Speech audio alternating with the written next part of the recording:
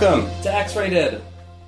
This is a podcast by me, Ryan Whedon. And me, Matt Fisher. And this week we have an ambassador from the Starboys podcast, Trevor Vos. Thank you for having me. Yes, Thank you for coming. Trevor, why don't you start out by telling us what your podcast is all about? So, our podcast is called Starboys. Only one Starboy is here today. It's a podcast about all things sci-fi, especially those beginning with star. So, Star Trek, Star Wars, and anything else we wish to talk about. Trevor used to live with a friend of mine, the glorious man-child, Jason Frisk. Yeah, those are dark days. And then we just I've just known him in a periphery sense mostly because, you work at Pacific Place, so almost any time I go there, I see you. Yeah. So, I can monitor your viewing habits. You've got a log whenever Matt comes in. Ooh, bad choice this time. Well, I remember you were the one that spotted that I was at the same showing of Social Network as Bill Gates. Oh, yes. Oh. I mean, I didn't see Bill Gates, but I saw your Facebook post that... He had a brief cameo in that movie, if I recall correctly. I don't know if it was him, but it was someone playing him at the very least. Yeah, it was a stand-in, I believe. But I did overhear some other customers on their way out saying, "Oh my God, I was watching the scene with Bill Gates, and Bill Gates was sitting in front of me." I remember reading, I think it was like when I Saw You and the Stranger, maybe it was probably the last days where Bill Gates was seeing a movie at the Crest. Oh my. And the person who saw him in the bathroom. And he said that, did his business at the urinal and then went back to the movie. And he goes, he did not wash his hands. Oh. He goes, but if I was Bill Gates, I probably wouldn't wash my hands at the Crest either. My genitals are probably cleaner than the sinks any day. I wonder why he's seeing movies at the Crest. If I just wanted to see a movie, it was the only place that was playing. Yeah. He got a little late. Yeah. Going out to see. He's like, oh, I really want to see that. It's only at the Crest now. Probably not too many crowds. Social Network. He can't get enough of it. I love that scene that I'm in. Then he just walks out. Yeah. I gotta say, I'm super excited to talk about Star Trek. Yeah, I am too. I have a lot of broad generalizations that I want to say about the movie. I was very excited to finally be a guest on another podcast and not have to talk about Star Trek for once, so thanks a lot, guys. You're welcome. But yeah, you're sort of bringing your mentality to us. Yeah, sure.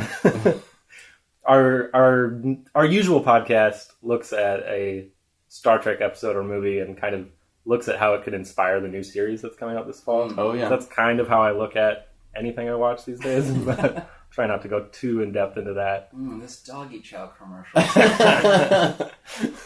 I don't know too much about the new series. I mean, I watched the trailer, but is this supposed to take place before the original series? Yeah, okay. About 10 years before, I believe. Okay. Oh, really? I don't know anything about it. And it looks like it has a lot of Klingons in it. Oh, okay. But they look kind of weird. They look kind of like General Chang in this movie. Yeah. Okay. So. I find that Klingons never really look the same depending on, which thing you're watching. Yeah. They've evolved. In the original series, they were just black people, I think. Oh. Yeah. They had no ridges, they had no hair, they were... Yeah, I was going to say the original series Klingons do not look like Worf. Right. Worf, I mean, to me, Worf is the quintessential Klingon look. Agreed, yeah. And everything else is a variation of him. But maybe they're just fast evolvers. Maybe their physical appearance, through generations, just goes quicker. There is a canon explanation for it, but I won't burden you with that. No, burden us. I was going to say, I feel like that's what this is for. It's definitely a retcon where they were like, oh, well, for these Trekkies, we better explain what actually happened. They didn't used to have ridges, now they have ridges. Apparently there was some sort of genetic mutation, and it's an embarrassment to this to them, so they don't talk about it very much. I see. So wait, is this a fan theory, or was this actually It was something? Actually mentioned in a Deep Space Nine episode, I believe. Oh, okay. They time travel. Oh, okay. Star Trek is kind of important to me because it was, so in 6th grade, this is going to come around, I promise. There was like a trip that we had to take. It was a camping trip, and I was really nervous because you had to find like bunk mates, and I didn't have any friends that were guys. All my friends growing up were girls. And then just before we had to pick like your bunkmates for this thing, I made friends with a kid who was super into Star Trek named Greg Golden, and it was just like, I don't know. I think he started talking to me about Star Trek, and was like, "Tell me more, tell me more, tell me more," and we just became friends. We actually saw the movie that we're going to talk about today together in theaters. Oh wow! So, okay, yeah. That's how old I am. I was going to say, what year did this movie come out? 91. Wow. I guess I could have seen it in theaters. Yeah. It's physically possible for me Yeah. to. I definitely know that I was seeing movies in theaters at this point. But Yeah. It was one of those things, well, I mean, and this also is telling of the time period, but it was one that our parents dropped us off at the theater at the mall and said, bye, a couple 11-year-olds. I was like, good luck. We'll meet you when it's over. I definitely remember seeing movies in theaters without parental supervision in like 4th grade and stuff like that. Yeah. Which seems crazy to me. No cell phones or anything. It's like we don't leave children home alone like under the age of like 13 or 14. Yeah. But for some reason we'll gladly leave them in like a strip mall in the middle of nowhere. Yeah. This happened to me twice when The Little Mermaid came out. My parents dropped me off with a friend and said, bye, we'll pick you up in an hour and a half, and the movie turned out to be sold out. And so we were just like, 9-10-year-olds wandering around together for an hour and a half. They were just not giving kids the credit they deserve. Yeah, it turned out okay. Or movie theaters the credit they deserve. They can parent your kids. Yeah. Fine. They're just glorified babysitters. And you've alluded to it on the podcast, but I want to give like just an answer. So we started our podcast around the same time. For a while there was a time where you had the exact same number of episodes released at like any given time as we did. And, not that it's a competition, but we're winning now. Yeah. But I know that, like, before everything was released, I was going around, like, getting the Facebook page, getting a Twitter account, getting a Gmail account, and I was getting likes on Facebook before I'd done any posts or anything like that. Right. So I kind of realized that people must just be searching for X-rated movies, like actual adult films, and just typing in EX. Or they're just bots. Yeah, they're just bots, too. But I was thinking, and you've alluded to this, how many people go to your podcast thinking that it has something to do with the musical act weekend? I would guess out of the like 300 likes we have, it's got to be like 250. think we're the weekend. Anytime somebody posts on our page or sends us a message, it's like them posing with pictures of the weekend. Oops.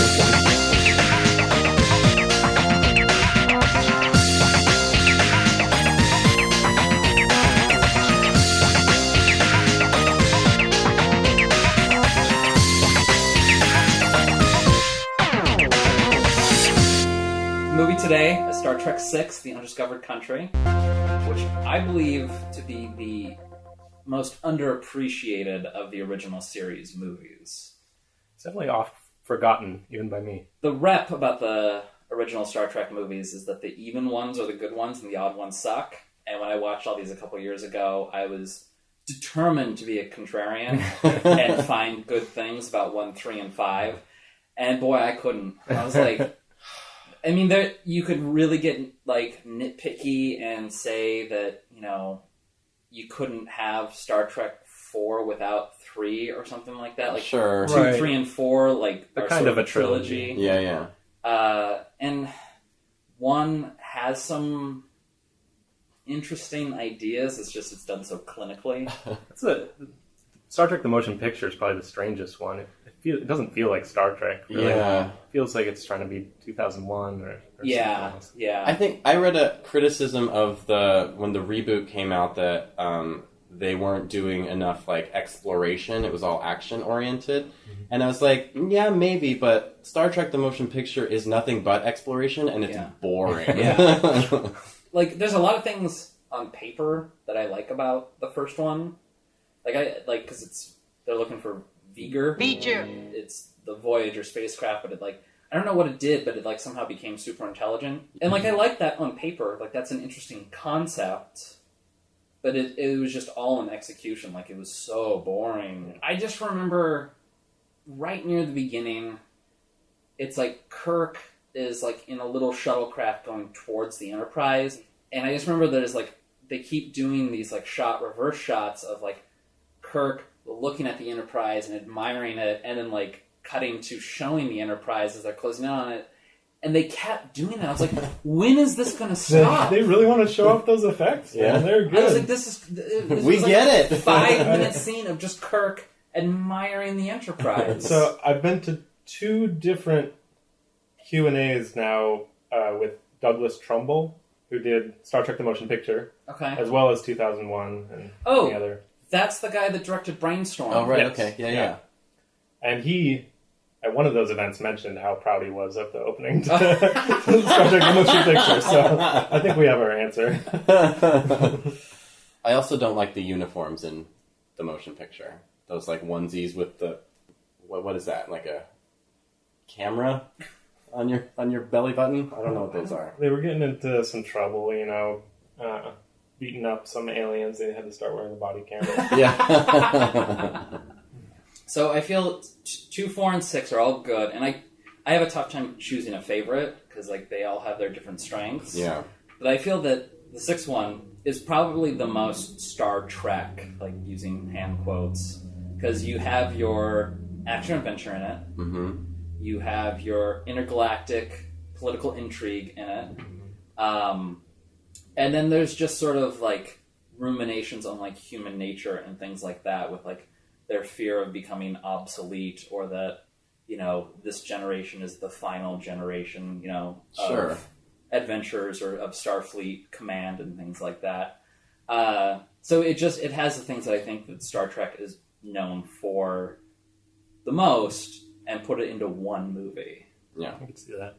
I was trying to question whether or not you could enjoy this movie and not be a hardcore Star Trek nerd. Mm-hmm. And I think maybe you could. Like, I don't think you need too much background about Star Trek to just, like, enjoy this movie. Yeah, much of the storyline is, I don't want to say generic, but kind of a typical political thriller that you might see in a non-sci-fi setting. Yeah, it has like the parallels to like the fall of the Soviet Union, sort of. Mm-hmm. Not sort of. And I mean, that was always another thing that Star Trek was about, was like commentary on, the social status of the day and things like that. So I don't know. To me, it's just it's the best things about Star Trek in one movie. In one bite-sized chunk. Yeah. In 1 hour, 50-minute romp. So I was really happy that we watched this one, just because it's sort of forgotten even amongst Star Trek fans. Yeah. Which is too bad, because it's a good signing off. Like, even like the end credits with like the main cast members like having like the signatures. Yeah. I'm like, oh, they're like literally signing off. Yeah. I feel like that's a moment for, people to pull out their signed gear and make sure it's like not a fake there. Like, yeah. So the premise of the film is a mining colony moon, something. Praxis. Klingon moon. Blew up big time. Yeah. I mean, many 2/3 of the planet is gone. Well, Sulu ship, the Excelsior, gets some of the explosion shaking them, and it's not like they were right next to the planet. They were a good distance away. Yeah. They zoom in on the planet, I guess, and it's they show what was there, or what's left of it there, and there's just like 1/3 of a planet with like chunks flying off of it. Yeah. And I was just thinking, what's it like to be on that planet at that moment? Like, you're probably dead. Well, we see a few seconds of video. Yeah, somebody there screaming and on fire.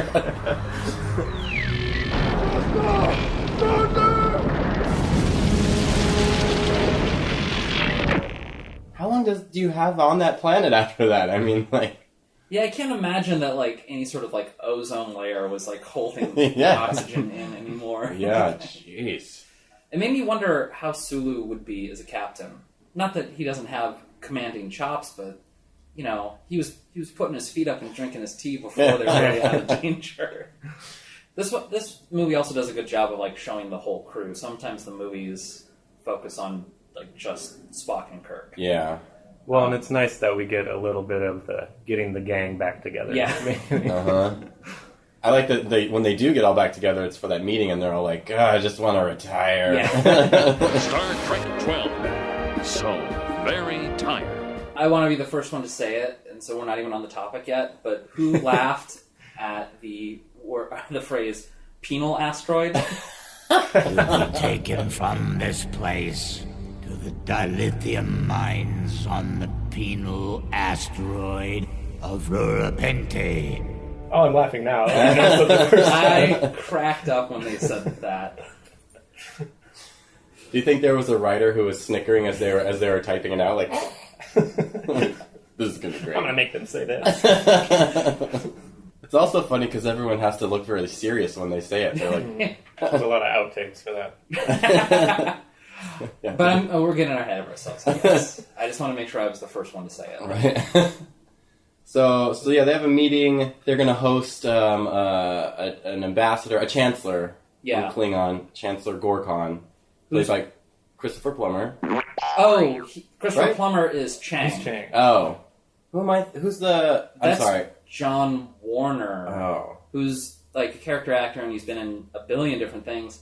But he was also a Klingon. He played like 2 separate Klingons in TNG. There's a lot of crossover with actors between series and movies. Yeah. Maybe they give them a little test drive, and then because Odo from Deep Space Nine has a small role in this. who's he in this? I think he's the assassin at the end. Really? Oh, really? Michel Auberginois? I think that's his name. Mr. Eggplant. Yeah. And also Michael Dorn's in this. Yeah. Yeah, and I used to think that he was playing Worf? Worf. But But he's Grandpa Worf. Yeah. is that what he is? I think so. Yeah. I think he's some relative of Worf's. Okay, because they don't ever say his name, I don't think. Mm-mm. But he'd have to be because there's TNG was on the air at that time. And so Yeah. anybody who's watching that and then goes and sees this movie, it's like season 4 of Next Generation is like, that's Worf. Like, that has to be a conscious decision. Yeah, that's true. Yeah, it's not like, I don't think Michael Just Dorn sneak him is in like auditioning for this role. It's just sitting in the hallway nervous, like saying the lines over and over. He's come straight from the TNG shoot, Yeah. so he still has. He's like, I've got the edge! Locked. So I guess we should ask. You said that you were you see these things through the lens of like how will this influence Discovery? Well, if you've seen the trailer for Discovery, the Klingons look very different Okay. from any other representation. They continue to evolve, even though this takes place before the original series. But they look even more animalistic. They have more defined ridges, maybe, than in the other series. No hair. They look less human Okay. than ever before. Which, I don't know if it's a conscious decision to make them more of an enemy. We know eventually that Federation and Klingon Empire will get along. Mm-hmm. But this is pre-original series. The original series, there's a lot of animosity. So Yeah, they're like the big villains from the original series. right. I think it's interesting that they're going backwards. Because it's like, Star Trek should be, to me, should always be sort of a forward-looking thing. And then to Right. keep coming back to these origins and trying to tell the story that way, it just seems like backwards, I agree to some extent. On our podcast, we've talked quite a bit about how we could see it being a good thing if they're kind of showing that moment where humanity takes a leap forward and kind of puts some of their violent past behind them. Sure. And this is like a moment of transition that we're really getting to see. Since a lot of Star Trek, we've already reached this utopian society. Good point. Yeah. Okay. Especially in this day and age. Hopefully they can make the parallels a little less obvious than in this movie, Yeah. where space Chernobyl melts down and the Klingon wall has to come down. Yeah. Mr. Chang, please tear down your space wall. Yeah. So William Shatner gets a lot of flack, and most of it rightfully so. The man, he has screen presence. Like, Yeah. he really knows how to play this role. Even like the smarmy, more subtle moments, he just hits it right out of the park for me. You know, just when he's like making out with Iman. Yeah. I'm just like, he is loving it. It's just coming across that way too. I really like the scene when they first take the Enterprise out of space dock, and he gets corrected by Kim Cattrall, and it's like, or Valeris, is that her name? Yeah. Yeah, by Valeris. That we're not allowed to use the boosters in here, and everyone's like, Jim, he just kind of smiles, and he's like, You heard the order, Lieutenant. So, you know, watching this is Shatner, and he's got his screen presence, and at this point, like, everyone has their rhythm and their beats, so it's like the ensemble is tight in this one. and they all feel like they're having fun. Yeah. You know, I really like the scene, like when they're coming into Klingon space and they're pretending to be a Klingon freighter, and everyone's like struggling to figure out how to respond in Klingon. And yeah. they're just like, poor Uhura's just struggling to get the words out, and it's just garbled Klingon. Rura Penthe da. Souls. Doch.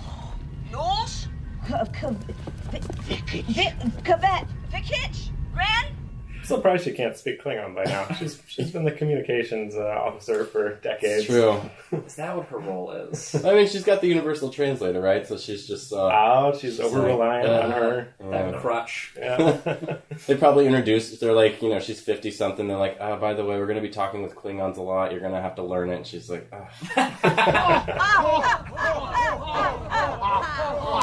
So who can see Kurtwood Smith without seeing Red from that 70s show? Wait, who's he in this? Once I looked it up, He's like the Fu Manchu, like... Oh my Federation gosh! president. Are you serious? Yeah. Wow. Like, I forget that he used to have, like, you know, somewhat stable career as, like, a character actor. Yeah. Like, he's one of the villains in the original RoboCop. Right. You know, he's in this. And then, but, like, whenever I see him, he's just Red from that 70s show. Oh my gosh. I just got caught up on what species he was supposed to be. Yeah, I didn't understand the look they gave him. He looked like an albino Klingon. Yeah. Made it really confusing with all the other Klingons. I thought he was a Klingon, but then I was like, why is he the president of the Federation then? Yeah, that's what I thought, too.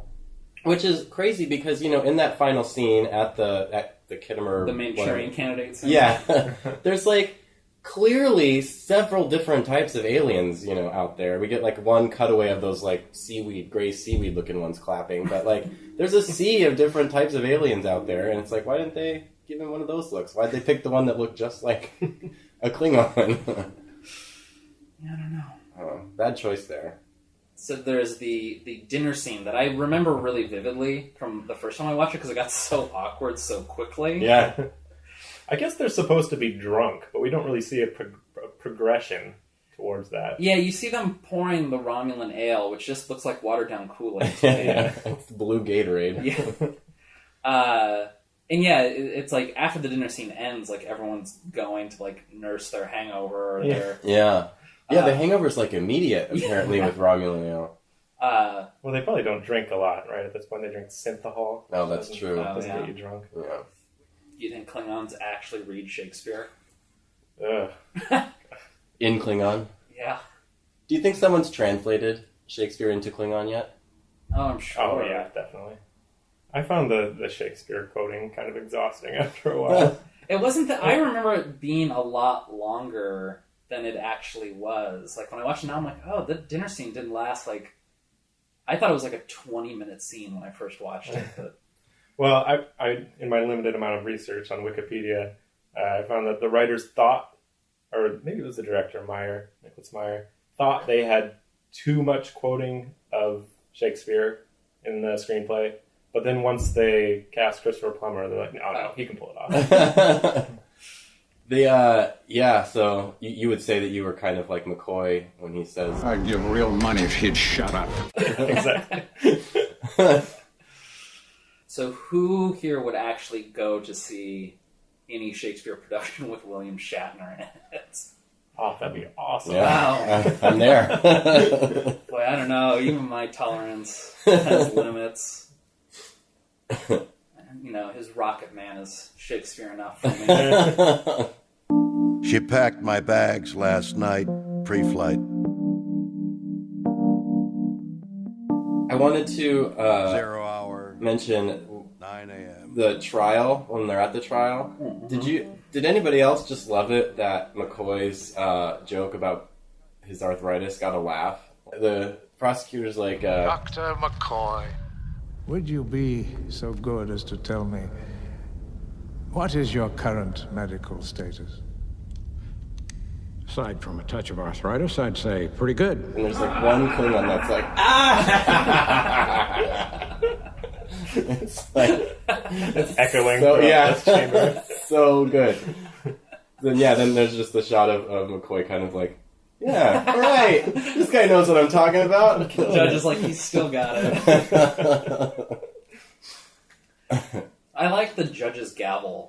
Yeah. Just that like metallic ball that he slams, and he's got that metallic claw that he holds it with. I was like, that's what U.S. judges should do.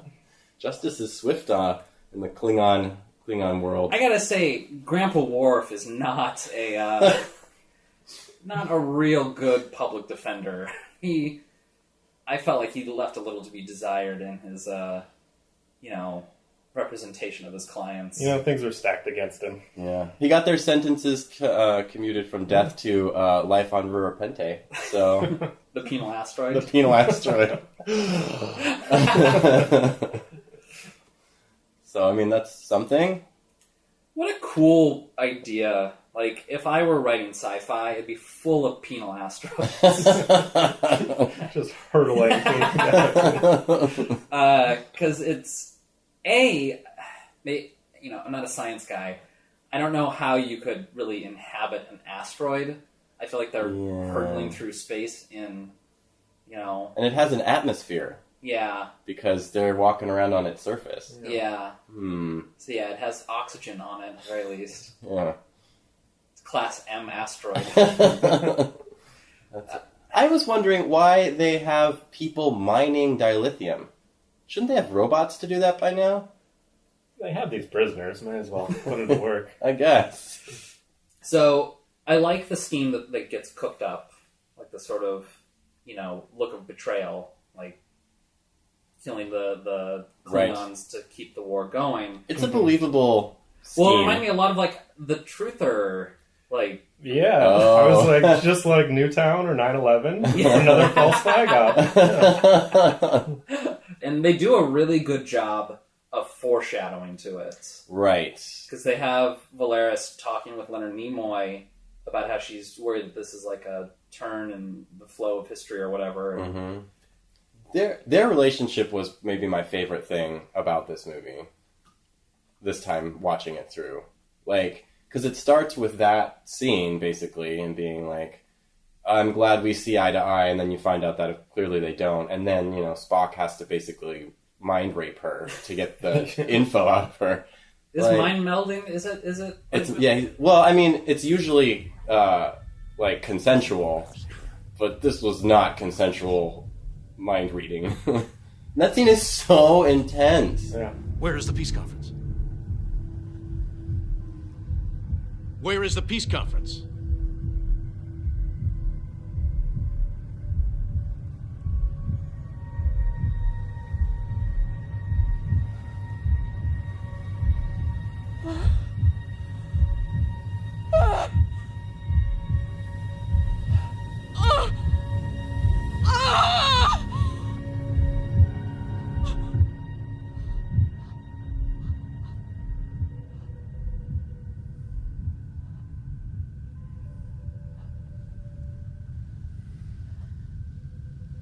Does not know. It's weird to see Spock do that, Because this is a character that you've loved for, maybe 25 years at this point, and then to see him, forcibly taking thoughts out of this woman's head. It's like cold, logical side coming out. Oof. Like, there's real moral choices here. Like, that is not a decision that I would want to live with either way. Yeah. Because it's like, if he doesn't do it, then there could be war for another 50 years and millions of people will die.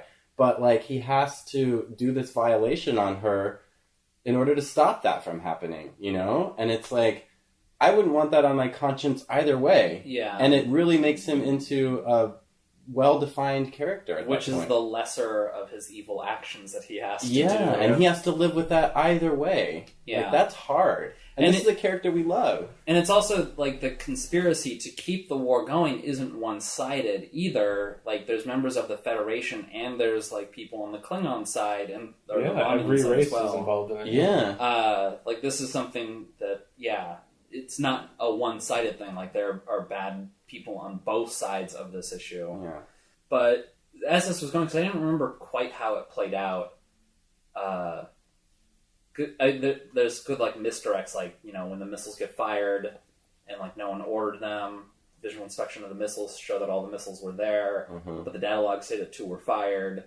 I was like, oh, that's a good sort of mystery that they've got going there.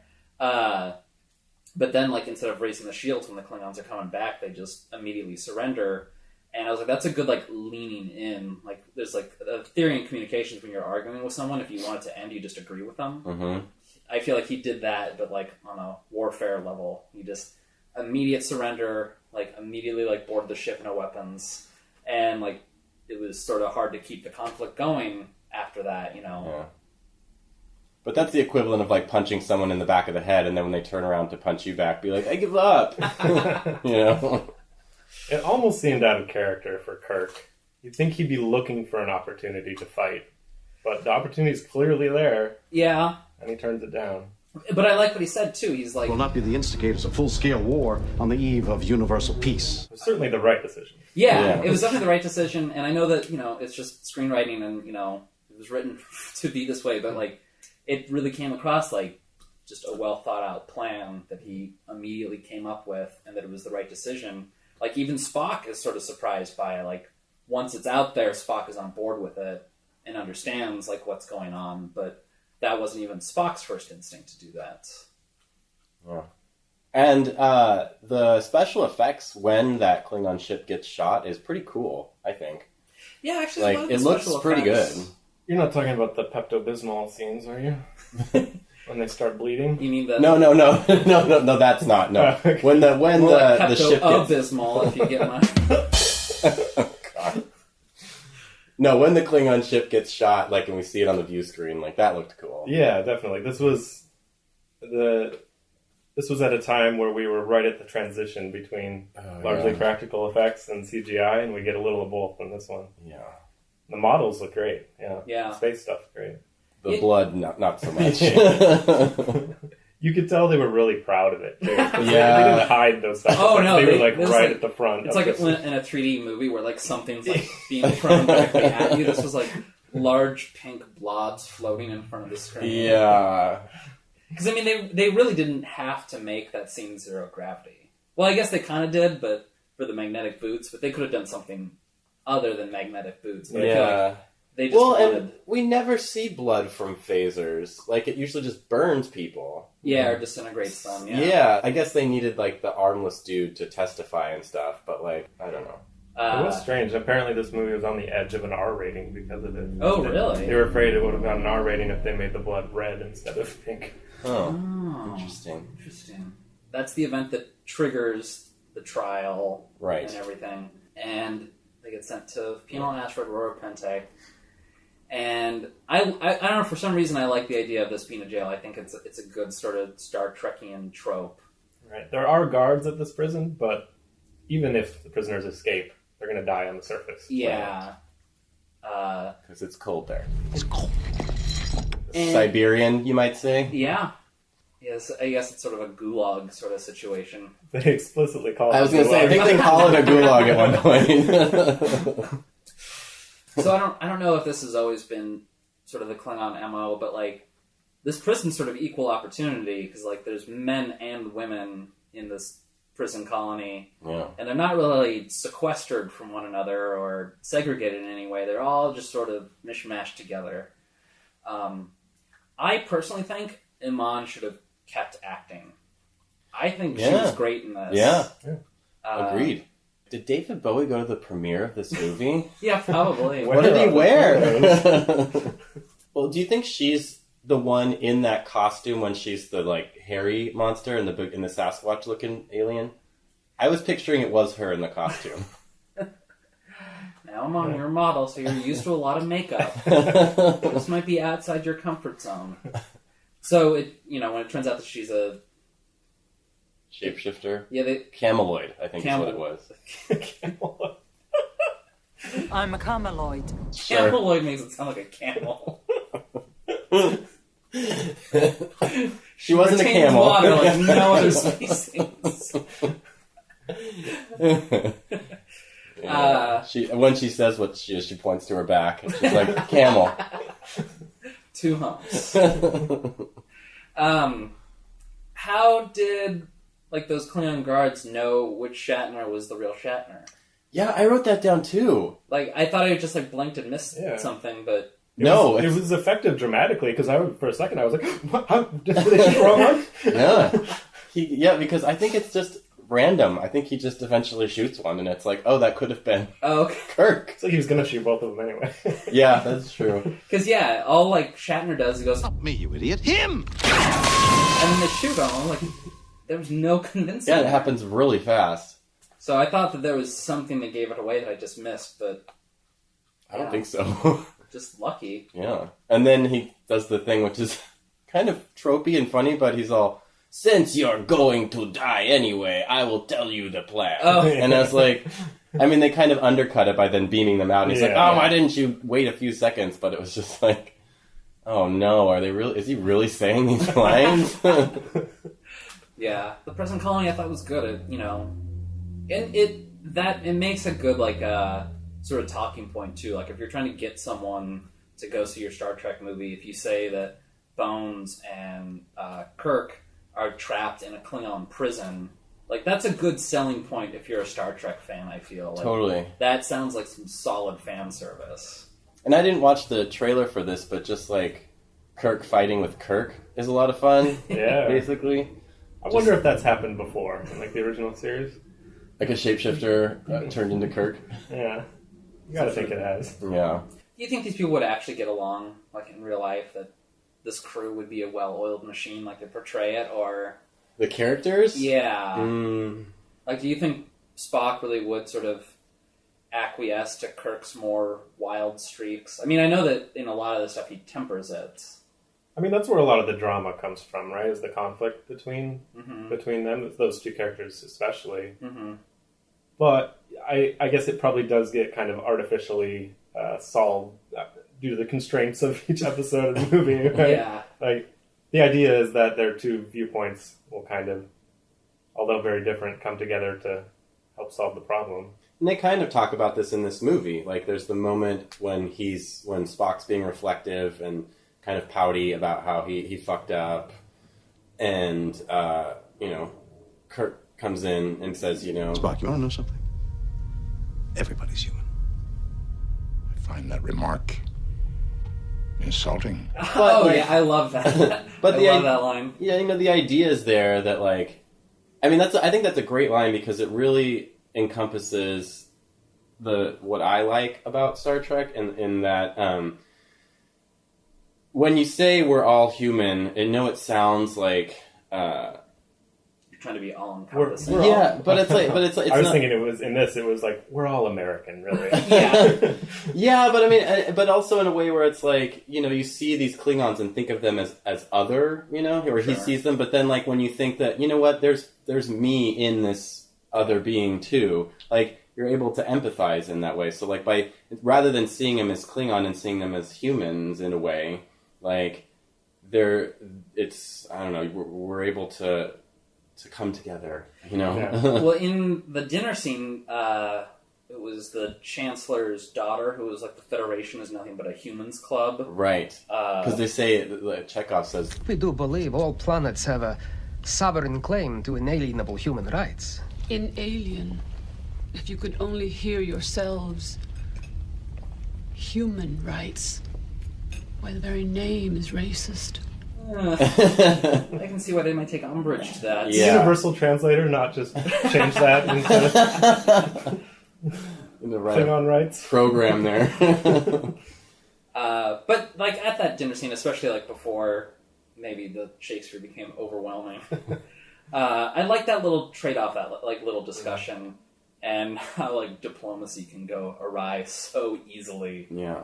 Like I have to treat it with a feathered touch, and how it's a slow-moving mechanism, like that. Nothing got solved at that dinner. No. Well, I mean, I think Kirk even said, he's like, "Is there anything else we can screw up tonight?" Yeah. I don't think he even wanted the dinner to happen, right? No. It was a courtesy invite, and you can see him kind of wince when they accept it. Yeah. Yeah, and you can see them kind of wincing as they accept it. Like, that sounds great.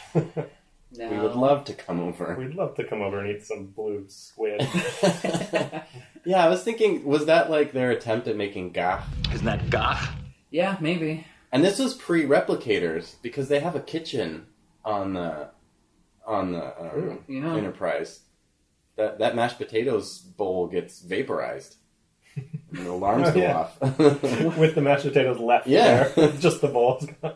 In that phaser scene, at first I thought the mashed potatoes were one of the magnetic boots. Like she shot it and it revealed the magnetic boots. They would probably stick to the floor in a zero-G situation. But I was like, man, that is some good... Oh, no, that's just food. Even though I've seen this before, I'd forgotten that she was like the betrayer, like at least in that that part of the story. But then, like, once it was revealed, it's like, oh, they very, like, clearly sort of foreshadowed to this. Yeah, there's that scene after everyone leaves the transporter room, after the Klingons leave, and there's those two guys being like, ugh, Klingons. They all look alike. What about that smell? You know only top-of-the-line models can even talk. That turns out to be the two that go onto the Klingon ship to kill them, because they're walking over, and she's like... You men have work. Yes, ma'am. Then snap to it. And you think it's like her admonishing them for being jerks to the Klingons, but really she's like, get over there and kill them. Yeah. Oh, I didn't catch that. Yeah.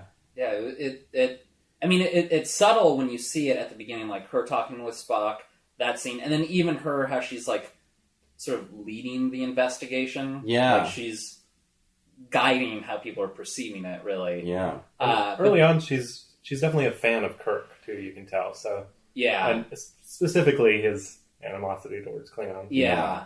And so then once it's revealed and you look back on it, you're like, oh no, like, she was like, it's almost obvious, like, looking back on it, that this is what she wanted. But, yeah, seeing it the first time, it's subtle. Like, you don't catch it. It's not until the secret's out there that it's like, oh no, that was all very much there. Yeah. That's pretty good movie making. That is very, like... Actually. I thought that was solid storytelling. Like, it has that good sort of, like, that middle portion of the story has a good solid, like, whodunit feel to it. Mm-hmm. That's always a lot of fun. A lot of misdirects in a good way. Yeah. I want to say that I really like the final battle scene. Okay. Between the bird of prey that can shoot while cloaked. Yeah. And the Enterprise and the Excelsior. Yeah. I think it's a pretty good special effects / Star Trek battle scene. They also do a good job of explaining how they're going to defeat it. They're like, oh, well, if we just do this to the missile and blah, blah, blah. And the girl's like, well, the thing's got to have a tailpipe. Right, you get that classic analogy for us to be able to understand. Uh-huh. Yeah, exactly. Which, that's another, like, it's very Star Trek to use all these science terms to, like, talk about what you're going to do and then dumb it down to... Yeah. But it doesn't seem like cheating either. We see them, like, down there messing with the missile, getting the torpedo. Yeah. And it's just cool that we get to see like this, and this is something I thought about before, because a lot of times when you see ships engage each other in battle, it's often like they're oriented towards each other. But it's like when you're in space, you can fucking move your ship any way you want, and so we get like a shot where they're shooting, the bird of prey shoots like straight up from below. That's good stuff. Like that's cool. That's good stuff. That's a lot of fun. The only part I didn't like of this final battle is this is like the most heavy heavily concentrated Shakespeare part. That's Chang's true. literally spinning around in his chair quoting Shakespeare. Cry havoc! And let's slip the dogs of war! Well, I mean, the title of the movie is taken from Hamlet. Yeah. So it'd be false advertising if I they think didn't it is. have Lots and lots of Shakespeare. Mm-hmm. I can't imagine somebody going in and being all pissed off that there wasn't enough Shakespeare. It was in the title. I do love that they say out loud the title of the movie a couple times, too. One of my friends and I do drinking games. One of our universal rules for a movie drinking game is drink anytime they say the actual full title of the movie. Yeah. Jeez. Early on, somebody says Undiscovered Country, kind of apropos of nothing. The Undiscovered Country. And there is a moment where everyone's kind of like, what? Why do you say that? Why do you say the title of the movie? They may as well be looking at the camera while they're saying it. Do you like the slow clap at the end? I had that too. You've restored my father's faith. And you've restored my son's.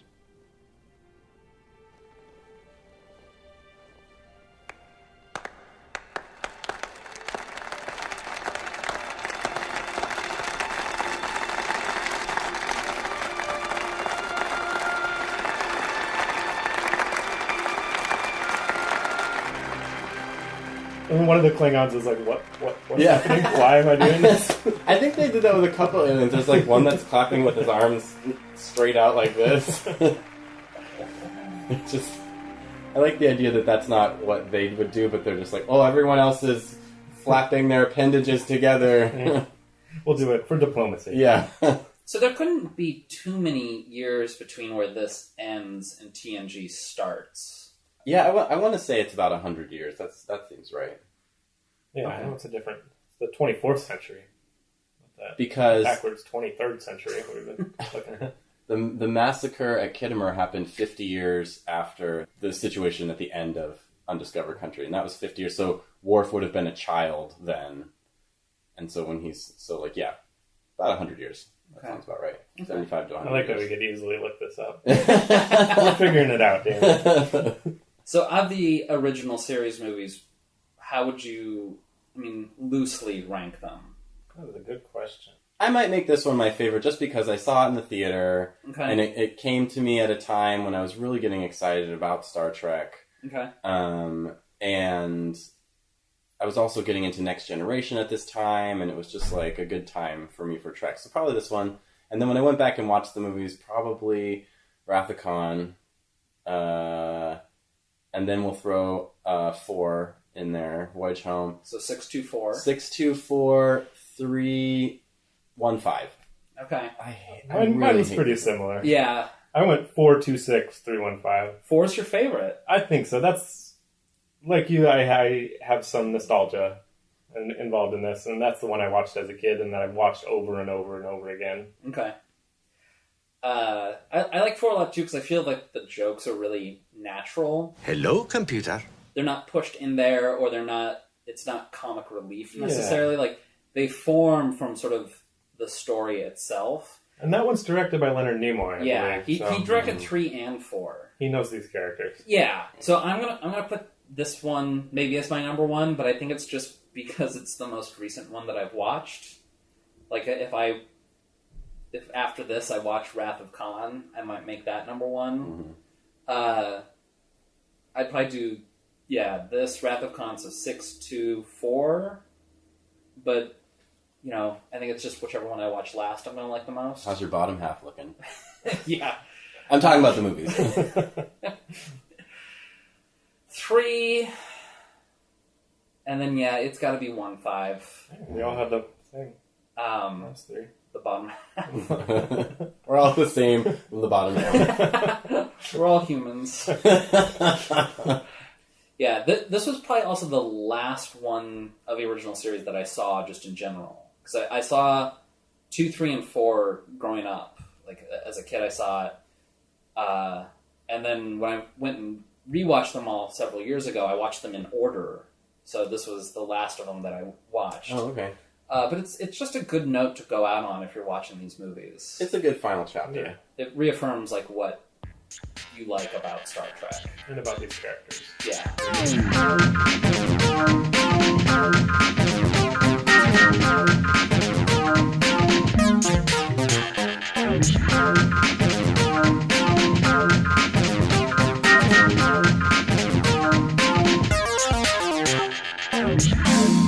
Do we have any final thoughts on the movie or, Star Trek? I hope it lives on. I hope Star Trek Discovery can do something like The Next Generation did and take the baton and move it forward, even though they're going backwards to move forward. Fingers crossed. So this was my pick, I guess. Oh yeah. What's our preview of coming attractions? I've been threatening you with this for a while now, and this is a pick I've wanted to throw on here, not because it's good, but because I want to hurt you, Matt. I've decided that we're going to watch the 3-part BBC Two miniseries, Tipping the Velvet. What? I've never even heard of this movie. Yeah, it's a miniseries. It's a miniseries. That was never part of our deal. It's a made-for-TV movie when you put it all together, but it's all about. So is the Decalogue. Yeah. I mean, believe me, this is me at my most masochistic. I have to watch this too. So it's a 3-hour lesbian, erotic, Victorian. None of those romp. words are things that I want to see. Yeah, you're gonna have a lot to talk about. I promise you. Well, I guess before we plug our junk, perhaps our guest will. I was going to say, let's thank Trevor Vos for being here and helping us carry the weight of the Star Trek banter today. Yeah, I've been listening to your show since the beginning. It's a pleasure to be here. You're that guy. Did you watch American Astronaut yet? I have not yet. Okay, but I was excited to learn of a new sci-fi movie that I've never heard of before. Oh, excellent. Well, that's good news. Yeah. Again, my podcast is called Starboys. It's me and my friend Bryce. You can find us on SoundCloud.com/StarboysPodcast, on Facebook.com/StarboysPodcast, Twitter, etc. Starboys Podcast. So yeah, I guess we'll plug our junk. Oh yeah, let's do our junk. Follow us on Twitter at xratedmovies. We have an email account. It's x.rated.movies@gmail.com. We have an Instagram account, xratedmovies. We also love when you leave reviews and give us some stars on the Apple iTunes store thing. Yeah, if you could rate, review, and then in that order, and then also subscribe on iTunes. You can use your computer to do that. If you could like our Facebook page and see our posts, it's at RatedXMovies. If you hated the sound quality of this podcast, consider going to Patreon and throwing us some money. Otherwise, we'll see you next week here for Feeling the Velvet. Tipping the Velvet. Sorry, Matt. Until then, I guess we'll be heading out. Second star to the right, straight on till morning.